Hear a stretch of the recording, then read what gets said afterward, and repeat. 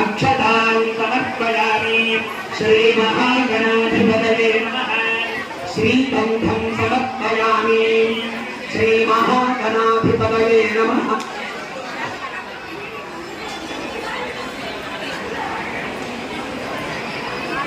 महागणाधिपतये नमः। पुष्पैः पूजयामि। पुष्पैः पूजयामि। అందరూ కూడా ఆ గణపతి నామాలు పలకండి. అందరూ నమస్కారం చేస్తూ పలకండి. సుముఖాయ నమః. సుముఖాయ నమః. ఏకదంతాయ నమః. ఏకదంతాయ నమః. కపిలాయ నమః. కపిలాయ నమః. గజకర్ణకాయ నమః. గజకర్ణకాయ నమః. వికటాయ నమః. వికటాయ నమః. విఘ్నరాజాయ నమః. విఘ్నరాజాయ నమః. ధూమకేతవే నమః. ధూమకేతవే నమః. గణాధ్యక్షాయ నమః. గణాధ్యక్షాయ నమః. బాలచంద్రాయ నమః. బాలచంద్రాయ నమః. గజాననాయ నమః. గజాననాయ నమః. ప్రళయకాయ నమః. మహాగణాధిపతయే నమః. మహాగణాధిపతయే నమః. నానావిధ పరిమళపత్ర పుష్ప అక్షతాం సమేత్యైః నానాగంధైః సుసంస్కృతః ఆగ్రే సర్వదేవానాం ధూపరోధం ప్రతిగృహ్యతాం. ధూపదీపానం పరిశుద్ధ ఆగమనీయం సమర్పయామి. నైవేద్యకర్ణాయ ఓం ధన్యవాత్రిం పూర్ణం దధామి మహేయోసమనీతి ఏకదాత్రం నమః. మహారాజం వాయిద్యం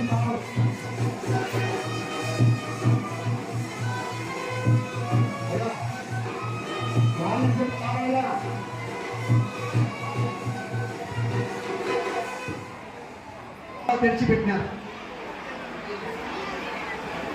అయినా ఈ కుర్చీ వేసుకున్న వాళ్ళు పూర్తిగా వెనక్కిపోతే కింద కూర్చుండే వాళ్ళకు అనుకూలమవుతుంది.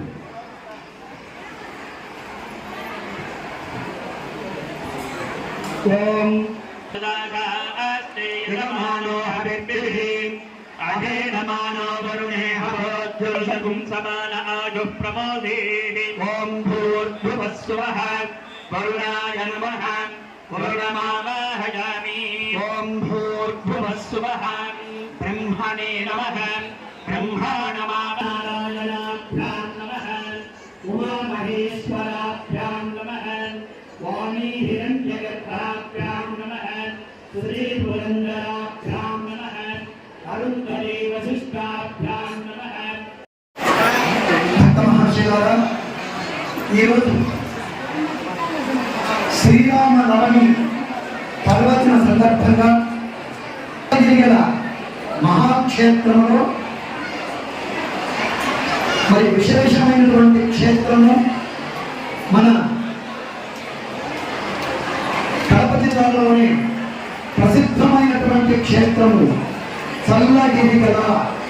మరి ఇక్కడ రాముల వారు